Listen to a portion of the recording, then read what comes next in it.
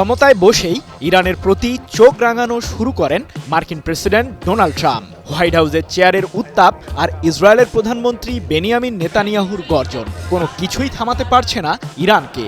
উল্টো ইহুদিবাদীদের বিরুদ্ধে হামলার পরিকল্পনাও রয়েছে আয়াতুল্লাহ আলী খামেনির নেতৃত্বাধীন দেশটির। এদিকে আন্তর্জাতিক বিভিন্ন সংস্থার সাথে সম্প্রতি নিজেদের অন্তর্ভুক্ত করেছে ইরান, যার ফলে দেশটির অর্থনীতি ও বাণিজ্যিক ক্ষেত্রে যোগ হয়েছে নতুন সমীকরণ।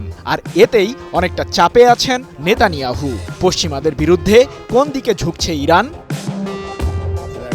ইরানের ওপর অর্থনৈতিক চাপ তীব্র করার জন্য সম্প্রতি নিষেধাজ্ঞা জারি করেন যুক্তরাষ্ট্রের ৪৭তম প্রেসিডেন্ট ডোনাল্ড ট্রাম্প। গত ৪ ফেব্রুয়ারি ইসরায়েলের প্রধানমন্ত্রী নেতানিয়াহুকে পাশে বসিয়েই মার্কিন নিষেধাজ্ঞার পাতায় ইরানের নামটি জুড়ে দেন হোয়াইট হাউসের নতুন কর্তা।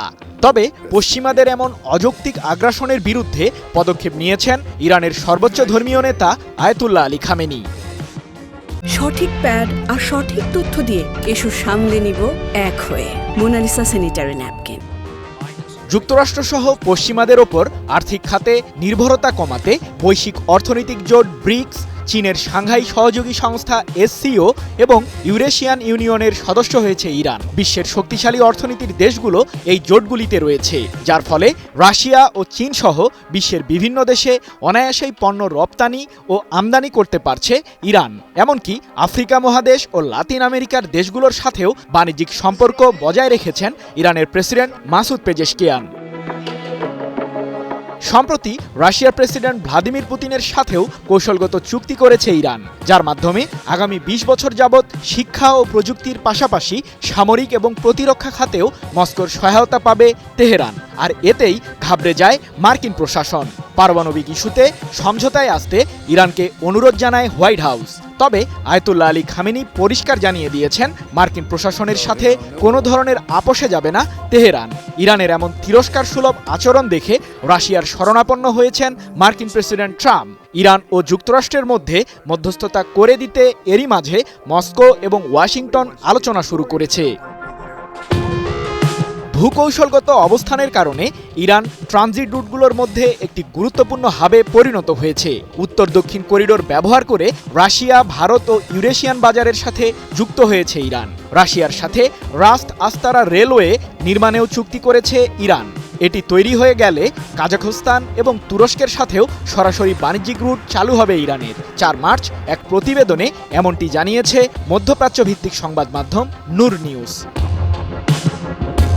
সম্প্রতি রাশিয়ার কাছেও সামরিক সহযোগিতা পেয়েছে ইরান। দেশটির তৈরি নতুন প্রজন্মের সুখোই 35 যুদ্ধবিমান এখন ইরানের সেনাবহরে রয়েছে, যার ফলে দেশটির প্রতিরক্ষা খাতে যোগ হয়েছে বাড়তি শক্তি।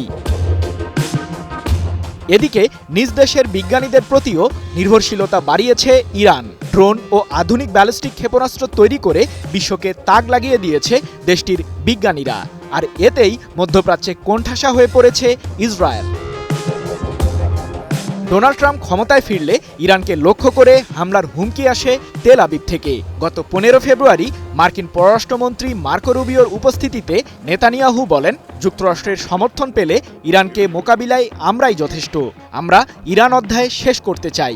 অন্যদিকে ইরানের পারমাণবিক কেন্দ্রগুলো নিয়ে সংশয় বাড়ছে পশ্চিমাদের।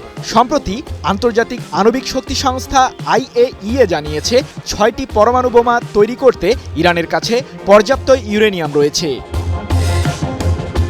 IAEA এর এমন ঘোষণায় শঙ্কায় পড়েছে মার্কিন প্রশাসন ও ইসরায়েল। নেতানিয়াহুর সামরিক বাহিনীর প্রধান ইয়াল জমির ইরানের বিরুদ্ধে যুদ্ধের ঘোষণাও দিয়েছেন। তবে চুপ করে বসে নেই তেহরানও। ইসরায়েলকে লক্ষ্য করে অপারেশন ট্রু প্রমিস 3 পরিচালনার ঘোষণা দিয়েছে ইরানের সর্বোচ্চ প্রতিরক্ষা বাহিনী IRGC, যা তেল আবিবকে লক্ষ্য করে পূর্বের 2টি হামলার চেয়েও শক্তিশালী হবে বলে জানিয়েছে ইরান। এমনকি কৌশলগত পন্থায় ইসরায়েলকে মোকাবিলার হুঁশিয়ারিও দিয়েছেন IRGCর প্রধান মেজর জেনারেল হোসেন সালামি। ইসরায়েলের আভ্যন্তরীণ গোয়েন্দা সংস্থা শিন বেত সম্প্রতি জানিয়েছে, তাদের দেশের এক নাগরিকের সহায়তায় ইসরায়েলের দক্ষিণাঞ্চলে অবস্থিত নেতানিয়াহুর একটি পারমাণবিক কেন্দ্রে হামলার পরিকল্পনা করেছে ইরান।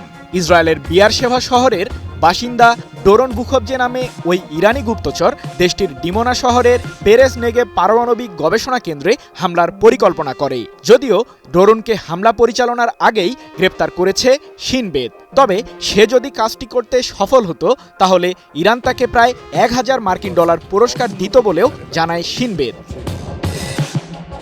গুপ্তচর বৃত্তির মাধ্যমে ইসরায়েলে ইরানি হামলার পরিকল্পনা আইআরজিসির কৌশলগত পন্থারই অংশ বলে জানিয়েছেন সামরিক বিশ্লেষকরা। নেতানিয়াহুর কঠোর নিরাপত্তার চাদর ভেদ করে ইরান ইসরায়েল ভূখণ্ডে হামলা চালাতে সফল হলে নতুন একটি মাইলফলক রচিত হবে বলেও মত বিশ্লেষকদের।